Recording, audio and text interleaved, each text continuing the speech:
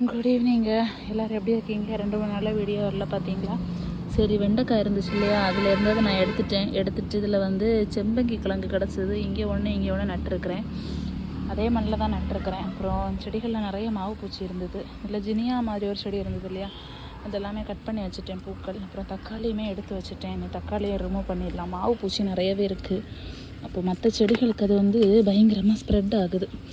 அப்படியே ஸ்ப்ரெட் ஆகிடுச்சு அப்படின்னா, பரவிடுச்சுன்னா அந்த செடிகளும் நாசம் ஆயிரும். பார்த்தீங்களா, இந்த செடிகள் கூட மறுபடியும் நம்ம எடுத்துடலாம். நான் ஆசைப்பட்டு நட்ட மற்ற செடிகள் வந்து திருப்பி எடுக்க முடியாது. அதுதான் விஷயம். அதனால் அதை ரிமூவ் பண்ணலாம் அப்படின்னு எடுத்துகிட்ருக்கிறேன். ரிமூவ் பண்ணிவிட்டு உங்களுக்கு கண்டினியூ பண்ணுறேன். பாருங்க, எடுத்து அங்கே போட்டுட்டேன், தெரியுதா? ஸோ இங்கே இருக்குது. இந்த செடி கொஞ்சம் செடிப்பாக வரட்டும். 2 ஜினியாவும் எடுத்துட்டேன், இங்கே இருக்குது.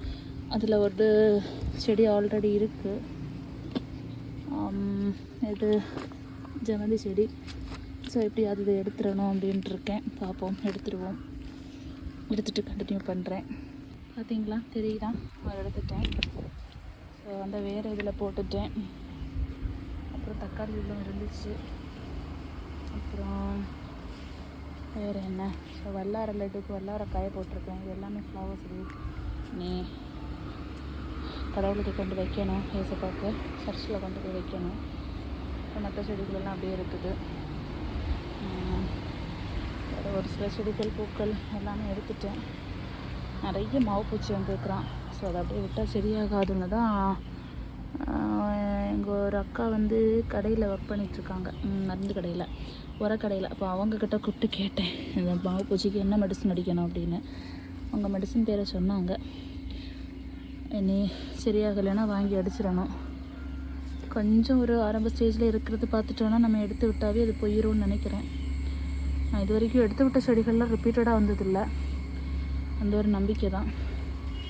சரி, பார்ப்போம் இப்போ எப்படி ஆகுதுன்னு. தெரியல இல்லையா, எப்போவுமே எல்லாம் ஒரே மாதிரி இருக்கணுங்கிற அவசியம் இல்லையே.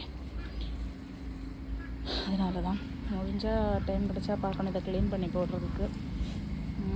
சரி, ஓகே. ஃப்ரீயாக இருந்தால் உங்களுக்கு நான் இது போடுறேன் வீடியோ. இல்லை அப்படின்னா கொஞ்சம் லேட்டரான் வீடியோ வந்து வரும். சரியா? இங்கே வந்து குட்டி குட்டி நாற்றுகள் வச்சுருக்கிறேன்.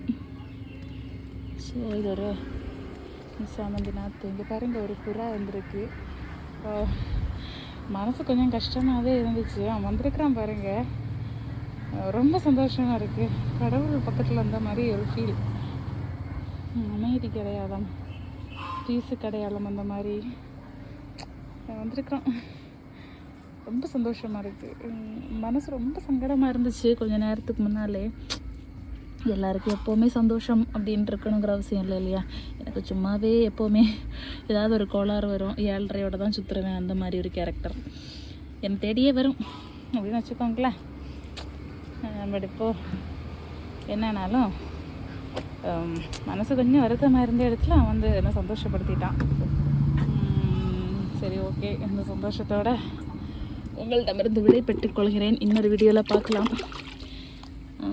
எக்ஸாம்ஸ் நெருங்கிட்டு இருக்கனால தான் வீடியோஸ் வந்து கொஞ்சம் எக்ஸாம் ரிலேட்டடான வீடியோஸும் அப்லோட் பண்ணணும் அப்படிங்கிறதுக்காக எடுத்துகிட்ருக்கிறது. வேறு எதுவும் இல்லை. சரி, ஓகே. அப்புறம் ஒரு சில விஷயங்கள் சொல்ல வேண்டியிருக்கு. நான் அது லாங் வீடியோவில் உங்களுக்கு சொல்கிறேன். இன்னொரு வீடியோவில் சொல்கிறேன். இந்த வீடியோ இது லாங் வீடியோவாக தான் வரும். குட்டி வீடியோவை எடுக்க முடியல. ஸோ அதில் நிறைய புல்கள் வந்திருக்கு.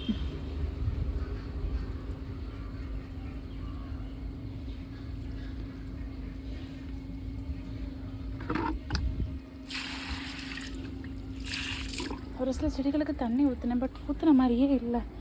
அதான் ஒரு டவுட்டாகவே இருக்குது. ஊற்றுறேன்னா இல்லையா அப்படிங்கிறது. எல்லாத்துக்கும் ஊற்றுனேங்கிற ஞாபகம் இருக்குது, பட் செடிகளை பார்த்தா தண்ணியை ஊற்றாத மாதிரி இருக்குது.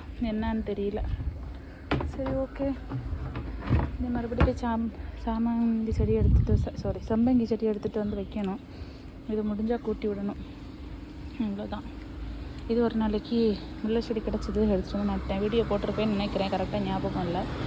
அப்புறம் ஜரிபரா எடுத்துகிட்டு வந்து வச்சதில் ஒரு சிலது எல்லாமே நல்லா வந்துடுச்சு.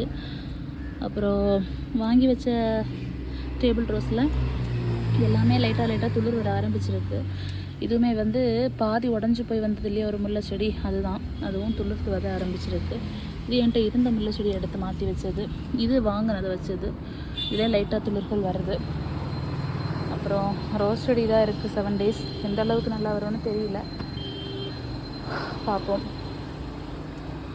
அப்புறம் ஒரு சில செடிகள் கிடச்சிருக்கு, நடுறதுக்கு தொட்டிகள் தான் இல்லை, அதுதான் யோசிச்சுட்டு இருக்கிறேன். சரி, ஓகே, பாய்.